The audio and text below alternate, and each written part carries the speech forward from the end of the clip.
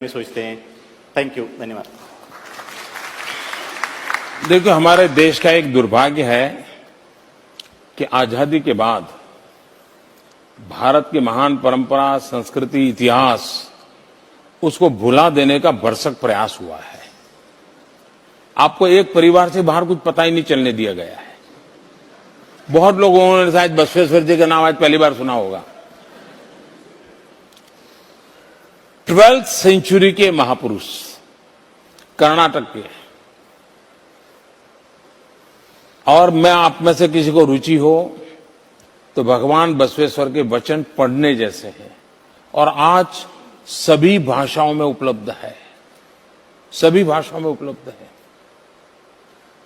आज उनकी जन्म जयंती है, तो मैंने आज मेरे बिजी शेड्यूल में भी थोड़ा समय निकाला था और यहां पर जो पिछले बार मैं जब आया था, जिस स्टैच्यू का मुझे अनावरण करने का मौका मिला था, तो वहां जाकर के मैं खुद आज नमन करने चला गया था।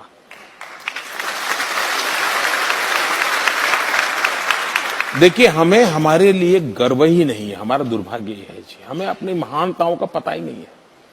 हम मैग्ना कार्टा के लिए जानते हैं, पढ़ते हैं। हम डेमोक्रेटिक वैल्यूज के लिए दुनिया से सारी बातें होता है। आपको जानकर के खुशी होगी, 12th सेंचुरी में भगवान बसवेश्वर ने मैग्ना कार्टा के भी पहले लोकतंत्र के लिए पूरा जीवन खपा दिया। उन्होंने एक अनुभव मंडपम नाम की व्यवस्था की और समाज के सब वर्ग के लोग वहां बैठते थे और सामाजिक समस्याओं का चिंतन करते थे। और उस जमाने में कंपलसरी महिला प्रतिनिधि रहती थी उसमें, 12th सेंचुरी में, और सामाजिक समस्याओं का निदान निकालते थे और फिर समाज का प्रबोधन करते थे। हमारा देश जातिवाद, ऊंच नीच, छूत अछूत, इसमें ऐसा बिखरा पड़ा था।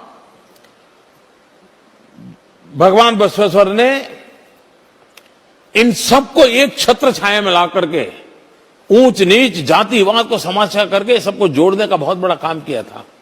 और अभी जो आपने बेसब्री वाली बात कही थी, मुझे भगवान बसवेश्वर जी की एक बात याद आती है। उनका एक वचन है, उस वचन में उन्होंने कहा है कि जहां ठहराव है, मुझे शब्द मेरे होंगे लेकिन मुझे भाव याद है, जहां ठहराव है वहां जिंदगी समाप्त है और जहां पर गति है वहां पर जिंदगी के नए आयाम की संभावनाएं नित्य नूतन होती हैं।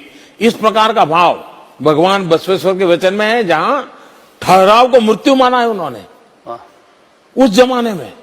और इसलिए मैं समझता हूं कि लोकतंत्र के लिए, विमेन एम्पावरमेंट के लिए, सोशल कॉन्शियसनेस के लिए जो काम भगवान बसवेश्वर ने किया है, आज भी हमारे देश को और दुनिया को मार्गदर्शक है।